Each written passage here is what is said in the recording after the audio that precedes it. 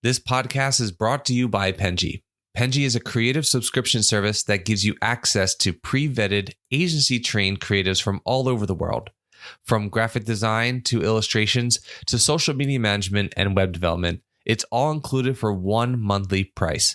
It's time to say goodbye to the hassle of searching for top-notch creative talent. With Penji, you get quality and consistency delivered right to your inbox every day, carefully crafted for you by humans. So meet your new creative team today. Head over to penji.co for more and enter the coupon code located within the podcast show notes. Hello, everyone, and welcome to the Fully Managed podcast. Thank you so much for joining me, Jeff. I really appreciate it. My pleasure. Great to be here. Thank you. Alrighty. So today we are going to start with a game. This game is catered to you and the nature of your work. So I hope that you enjoy it. I thought it was kind of a fun new segment.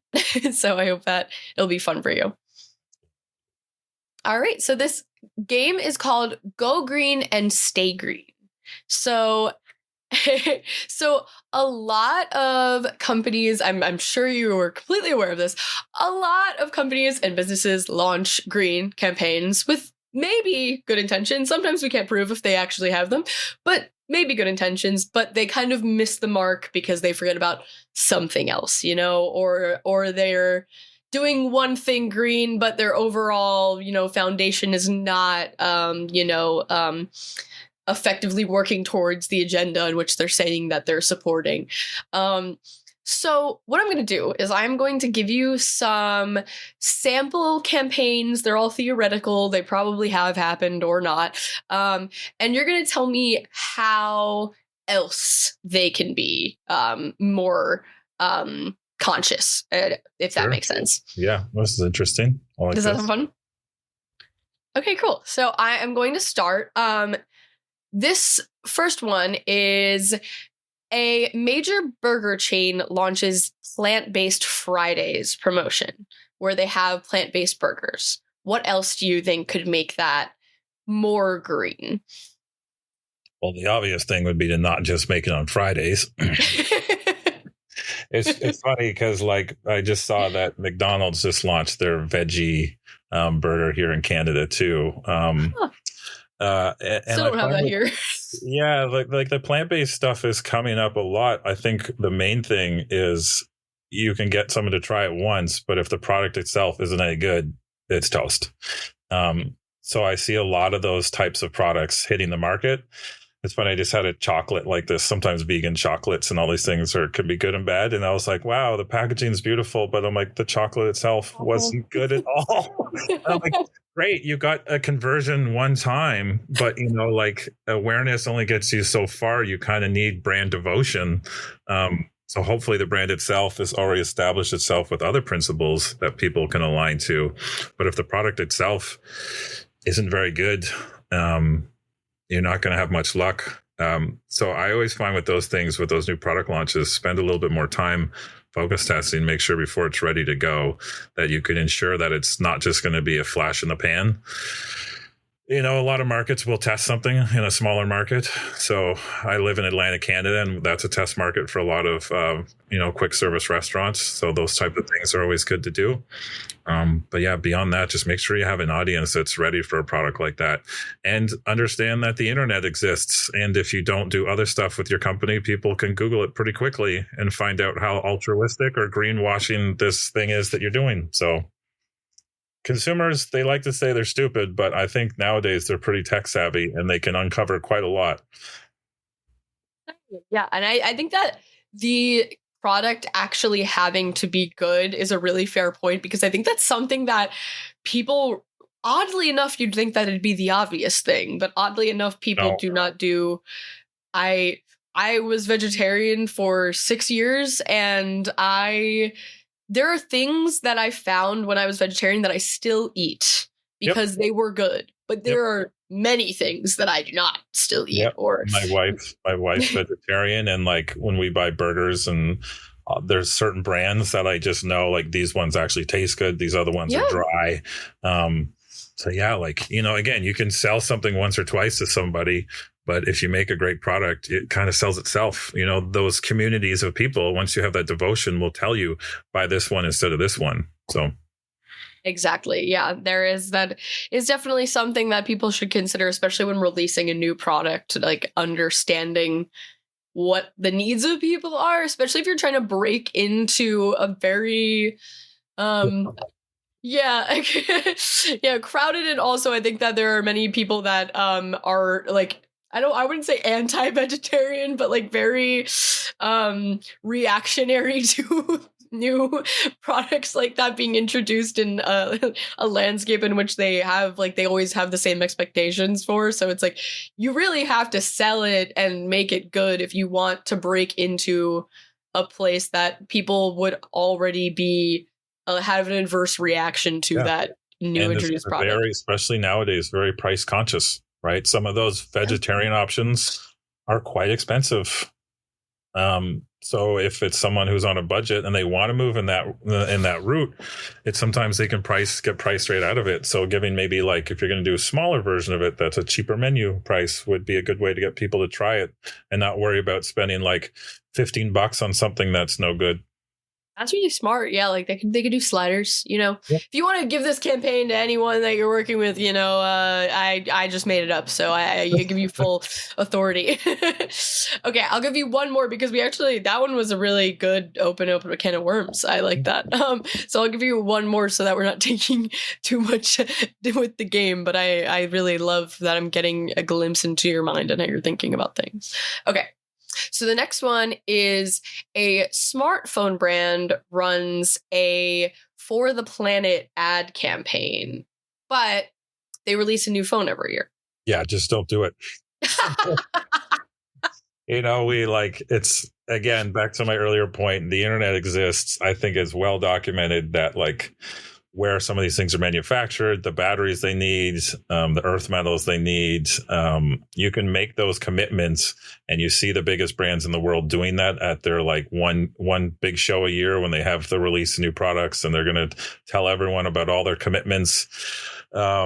We've all seen them. We all tune into them, and then we wait and see if they follow up on it. So it's better than doing nothing, I must admit.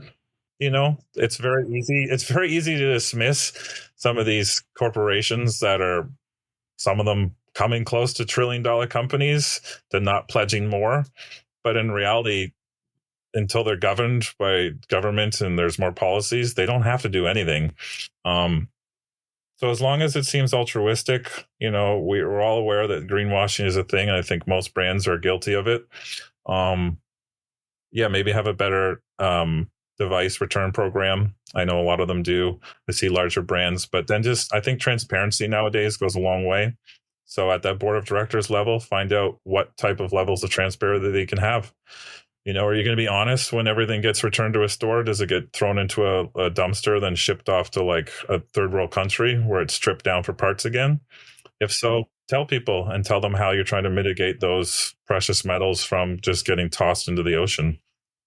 No, that's a fair point. It's a fair point to be made that even campaigns that, you know, as a whole, maybe that brand is not doing good for the environment, but the fact that they're doing anything at all when no one's holding them to that is, you know, maybe you don't look at them in a positive light in general, because maybe that is just performative. But at the same time, it is a positive way of looking at things, because, you know, if that's hundreds of thousands of dollars, that's, without that, there would be, you know, or if they do some kind of donation campaign, I mean, it's still a positive way of looking at the fact that, like, at least this is happening. Just like, you know, someone who is in the top 1% is still maybe opening a charity or so. Like, at least there's a charity now. There's something.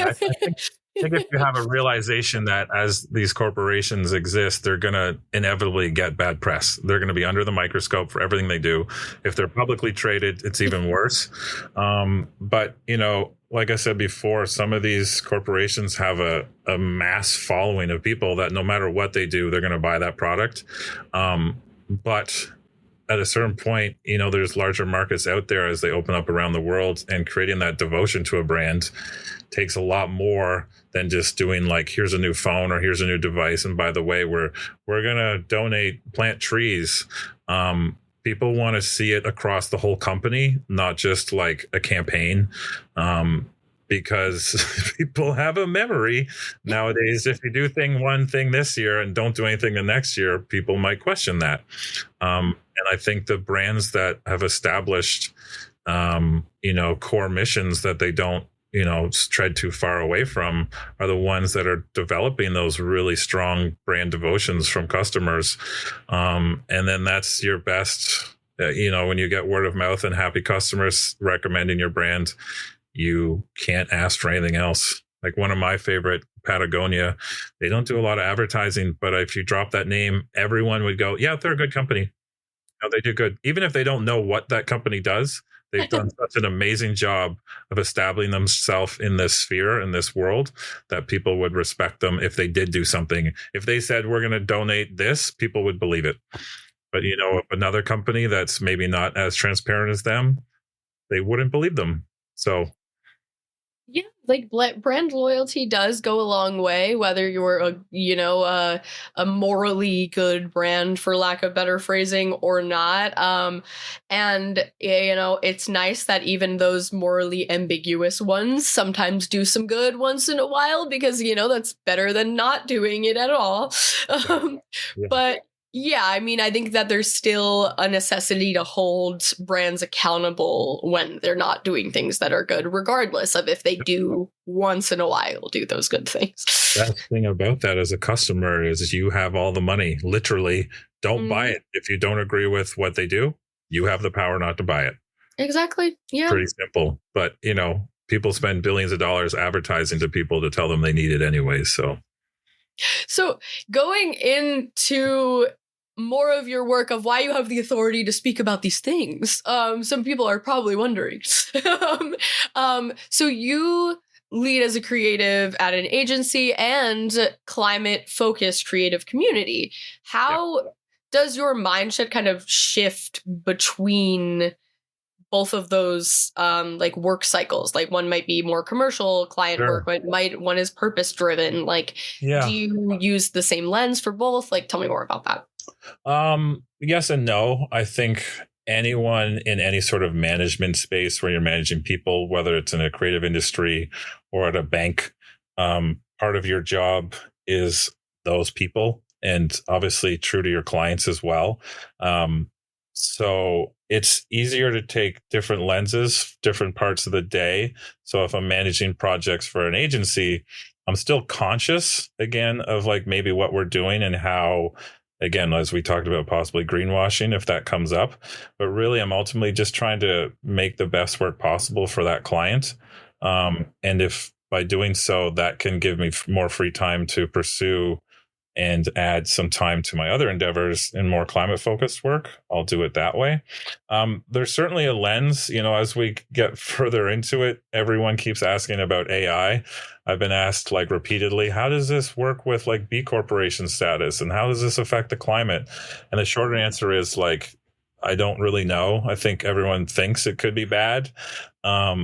So I've created some policies that I adhere to on both sides, like whether it's working with a team and be like, look, if we're going to use it this way, so we're not wasting energy. Don't just use it when you've got a blank page and can't get started. That's for your own brain to start thinking about. So ultimately, really, the two are the same, because you're always just trying to solve a problem. And if it's a climate related problem, or if it's someone trying to get you to sign up for a new product, like your veggie burger or whatever it is, there's still an outcome. And I look at it as like, what can I do to inspire my team or myself to get the best work? How do I remove any barriers that might be in their way so that they can focus on the job at hand and not have to worry about those things? Discussions come up too, like in terms of when we go to launch a campaign. we'll take a look, or I'll take a look at like a macro lens and media landscapes as well. Some of them are coming under hot fire now, Spotify, and like they're always in the news. Some of them are like, okay, they're donating to this, or they're not doing this, or their practices. So that's something that's just constantly being reevaluated to ensure for a client, any client, that nothing can come back at them later if they're seeing advertising on a certain platform. But yeah, the lenses or the way to jump between the two can be tricky. The climate related stuff is a passion thing, because in a day-to-day 9-to-5 world, I might not get the opportunity to always pick and choose the clients I get to work on. And some of them might be ones that maybe wouldn't always align with my personal values. But like, as we've mentioned before, any client that might not have a brand mission that's super great for the world still has the ability to try and do something to make it better. So I always bring in the opportunities to those clients and be like, hey, you've asked for this. Have you considered maybe a campaign or an idea in this realm as well? And it's not my job to force that onto them. It's just to educate them about the possibilities and how whatever we're doing might resonate with the customer or our clients. But yeah, they're the same, like it's the same brain.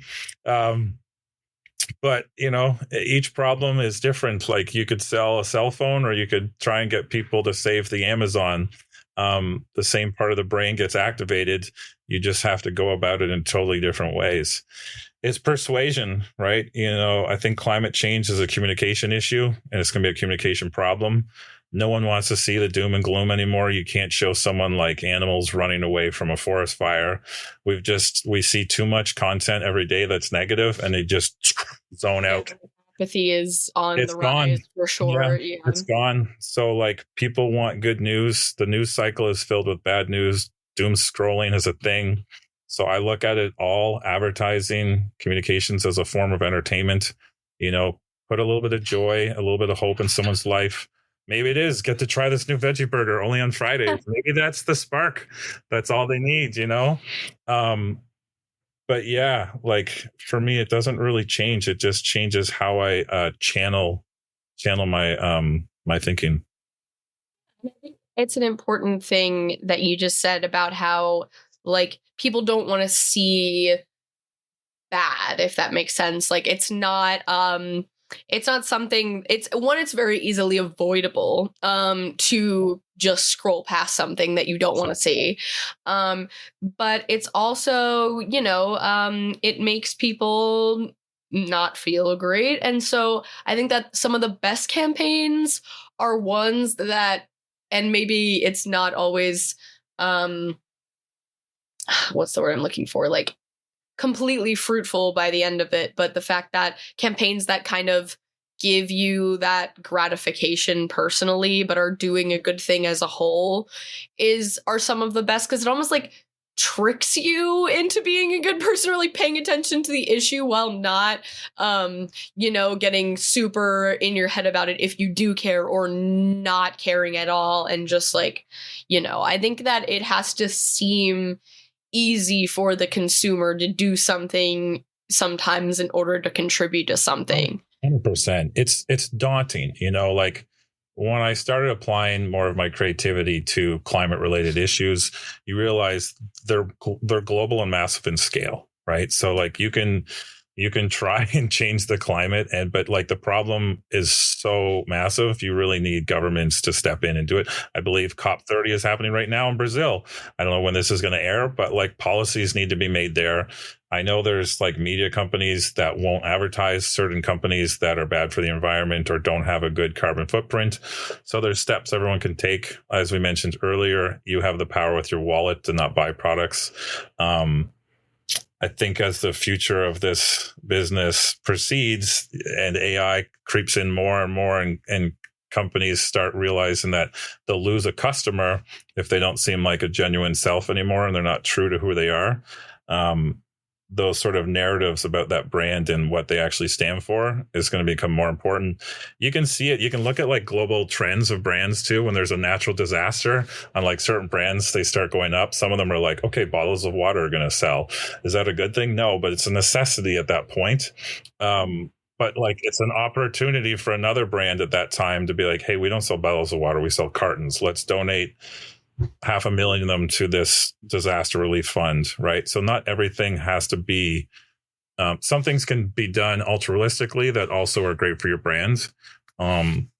It's not like, it's funny, we work in advertising, but especially nowadays, I find not everything has to be an ad, like a simple tweet sometimes, just a word of mouth or an act of kindness that someone does can sometimes have a way better or bigger lasting effect for a brand than trying to do a campaign that you rush out and a bunch of people have to approve. So it is something that I think is a balancing act. There's so much content that people get exposed to every single seconds. And like you said, they scroll by it in a heartbeat. So getting them to care can be tough, but that's our job, is to persuade them to care and show them that we care as a brand. Like I said, people have the internet. They can Google your company. They can Google your board of directors. They can see you at a rock concert. They can, like, everything is out in the open these days. So transparency, I think, can make or break certain brands. 100%. And even like, well, speaking of that balancing act in a different sense, I think that a lot of people or companies as a whole, or maybe just leaders of companies, worry that they're going to fall behind when they don't implement practices that are maybe not sustainable a lot of the time. What is kind of your commentary on that, or opinion on it, of like how people can stay above the curve as well as like effectively do their work at the same pace as, maybe other companies they see doing this or that, while also feeling like they're staying true to their moral values? Yeah. It's funny. I was watching a show the other day and a country singer said something that resonated. He's like, my father was a liberal until he saved up enough money to be conservative. Right. So like a lot of the times these dilemmas come down to financial stability. You can make inroads into only working with a certain type of clientele that's good for the environment or does good things, but there might be a financial consequence to that. So you might have to weigh it out. If you as a manager are looking after 8 staff and you say, we want to go after this company, but it means that we would take a hit in terms of our moral standings for what we believe in, then you take that hit, or maybe you have to lay off half that staff. So there's always a human element, which is always why these things become so delicate. And I'm always super proud of any client or brand that says, you know what, we don't care if we lose money. If we don't get as many customers, we're sticking to our guns, and this is the direction we're taking this company. And I think in the short term, it can be painful, but in the long term, from my experience, some of those brands, they end up flourishing, right? Because again, that devotion, it's like how I lead. I try and lead by example. I try and set a good example for my team members or whoever I'm working with.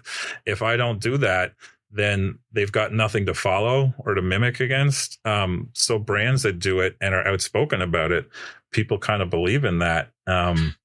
There's some clients, you see it on their website, says 1% backed to these green initiatives. They give 1% back. We were a B corporation, and those things give you a certain standard.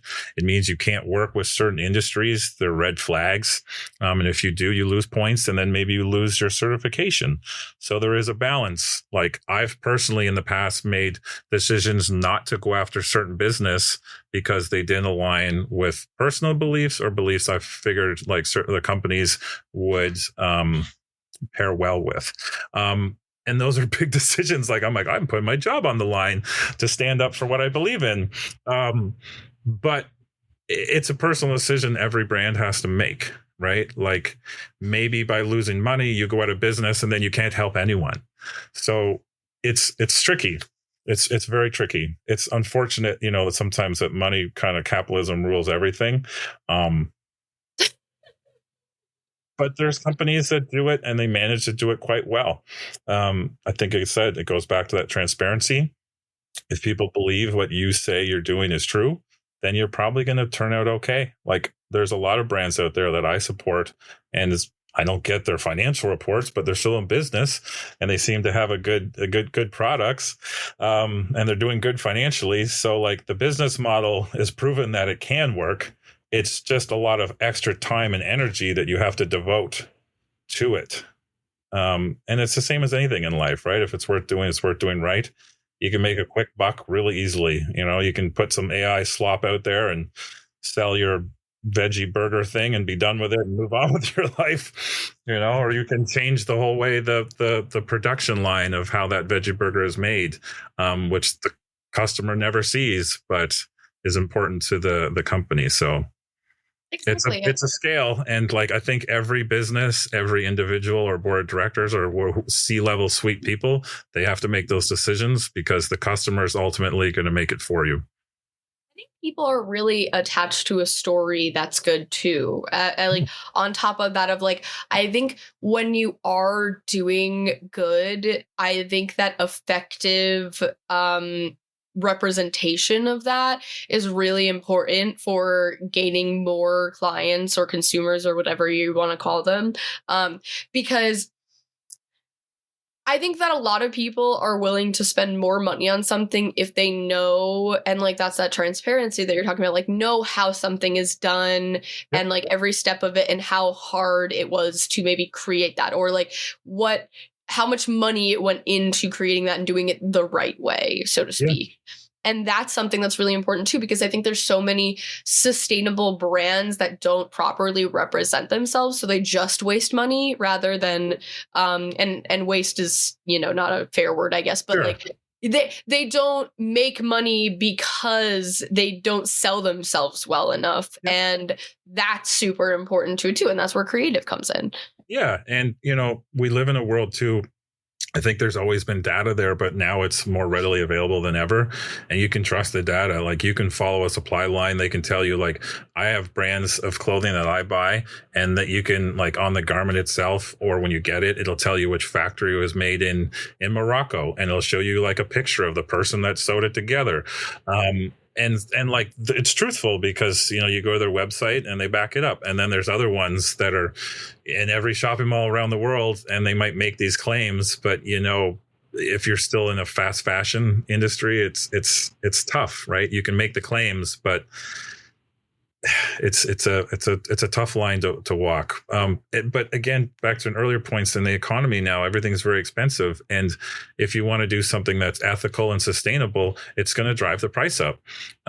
We hear it, the biggest campaign slogan in the last 12 years is "Make America Great Again," right? And they want to bring manufacturing back to America, but are Americans willing to pay $90 for a t-shirt that's sewn in Arkansas? And the answer is no.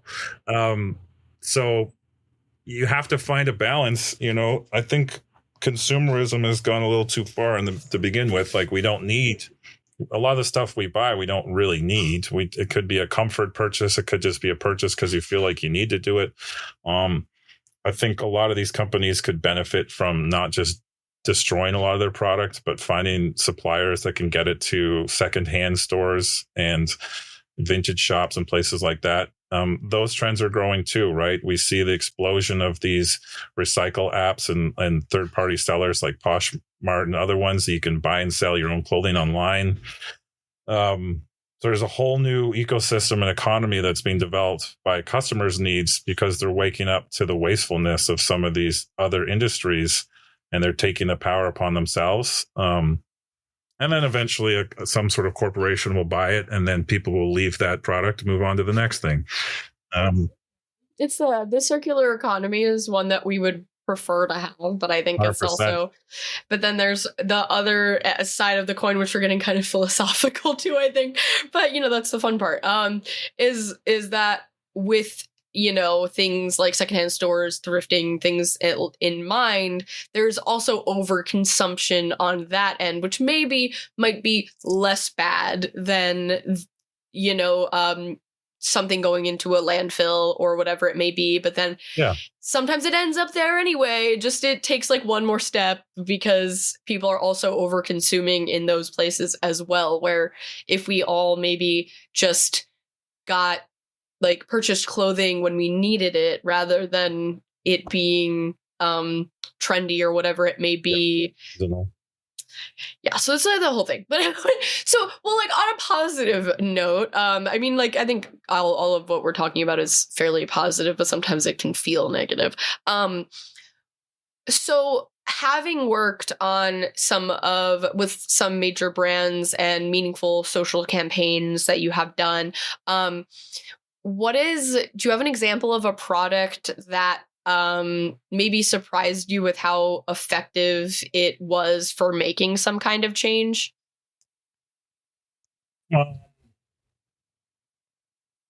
That I've worked on personally or just in general? If you can think of one personally, that would be great. But if you have one in general that's like at the top of your mind, I would love to talk about that too. Yeah. Well, I did a campaign a long time ago for like the Canadian Red Cross. I think everyone knows who the Red Cross is. And it was a system, again, back to people not having a lot of money. It was right around after the financial crash in 2008. So I think it was launched around 2010, and they were trying to raise money for donations to the Red Cross. And it was one of those things when you looked at the data, when people like didn't have any money to give, we're like, well, that sucks. It's true, but we need to raise money. And this product is so great. Like Red Cross helps everybody. So we developed a platform that was like called the Volunteer Network. So basically like you could I would be like, I'll bake you a tray of cookies and you'll give me $6, which then goes to a donation. So like if you couldn't give the money, like I'll draw you a painting of a guy holding a frog and then you'll donate $50. So like it was one of those wild ideas that we just drew with a marker on a board and just like worked on other stuff and then kept going back to it because we're like, we don't know how we could actually make this work because it actually has to be a database and a system. Yeah. And then we figured it out. We did it. We launched it. All these radio stations and media things got involved. And it was going really well. And then the tsunami hit in Japan and all of the efforts for the Red Cross was immediately diverted. But we were very fortunate that we had done it in enough time that we had already started raising enough money, but then we're quickly able to apply the messaging into the platform to make sure that the money people are going to give was going to go directly to the tsunami relief program. So it was almost like a product we created ourselves because there's a whole new platform for people to give donations. And we honestly didn't think it was going to work. We're like, no one's going to use this. It's only going to work on a micro scale. And we started it off and like I put out some queries myself. Like you could be like, and this is what I did. I'm like, I would pay $50 for someone to paint me a picture of a hot dog riding a magical unicorn. And then like some artist saw it and was like, this is hilarious. I'm totally going to do that. And then the transaction went through and I'm like, okay, this platform and this system works. And I didn't think it was going to work. I was trying to look for it. I'm like, I have that painting around somewhere, but like, it caught on really quickly and it was going to launch all the way across, I think, Canada. And then the tsunami hit and everything changed. But we still were able to use this thing that basically I thought was not going to go anywhere. And for a client and company that already does so good for like every local community and channel into an effort that all of a sudden everyone was paying attention to. Yeah, no, that's such an incredible idea because it kind of... It refers to that consumerism of like people still need things in times of strife or they don't, but they like the serotonin boost of getting things in times of strife. I mean, like, you know, there's so many studies that are done on like when the economy is really bad, people are actually sometimes buying like less valuable, silly things just to make them happy during the time in which, because it's affordable, it seems more affordable to buy silly things to make you happy rather than things that, you know, it's like the housing crisis and everything of like studies of that, of like people can buy a TV more affordably now, but they can't afford to buy a home, so they'd rather buy a huge TV. And it's like things like that, but that's like, it that uses that kind of case study as a helpful tool to kind of translate the money that people are spending anyway and then just have it go to a good cause. Exactly. And again, like we didn't know, like we brought in a developer and we, tried to cobble together an explanation. Yeah, it's like a marketplace and you can bid on stuff and ask for stuff. And he was like, I don't know what you're talking about, but give me a day or two. And he came back a few days and had a prototype ready to go. And we're like, okay, it works. Sick. Yeah, wicked. And then it was just scale from there. So it was a weird thing because it was a product that didn't exist. We created it. And then it was very successful, and we didn't think it would do what it was intended to do because it was going to be a tricky thing. We're like, will people sign up to donate their time or their skills? But it was a lot of fun. And then the extra added thing that became interesting for us when we started developing a campaign to tell people about this new ecosystem platform we had created, I was like, well, if we're calling it the volunteer market, we should probably get someone to volunteer to do all the advertising for it. So I used like my network of people and just reached out to artists and be like, hey, we're doing this thing for the Red Cross. Would you volunteer to design a poster? And pretty much everyone said yes. So like all these different local artists and people donated their time to do it. And thus it just kept rolling. So yeah, that's sort of one that always comes to top of minds and stuff like that. That's incredible. I mean, it's really nice to see something like that work out as well as build community at the same time, because that's something that, the more things that you do related to that, I think that the more like a community feels like close and connected and more likely to like be able to gather to do something like that again. I think that's a really amazing way of it going into fruition.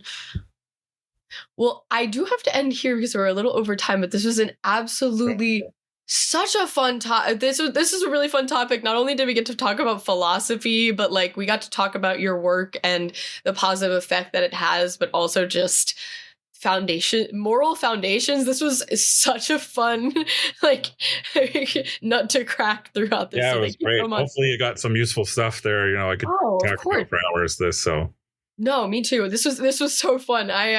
Thank you so much for joining me and just being able to chat about something that I think both is close to both of our hearts and many others that will watch this. My pleasure. It was a lot of fun. Thank you. And thank you everyone for listening. We'd be nothing without you. I hope that you enjoy this and you are able to check out other episodes like this, and you are able to check out Jeff in the description. Thank you guys so much, and I hope you have a lovely day. You've been listening to Fully Managed, brought to you by Penji. Check out the show notes to learn more about today's guest, and to learn more about Penji, the human-first creative subscription service, head over to penji.co. And by the way, if you're still listening, it would mean the absolute world to us if you were to share this podcast with a friend and, of course, subscribe.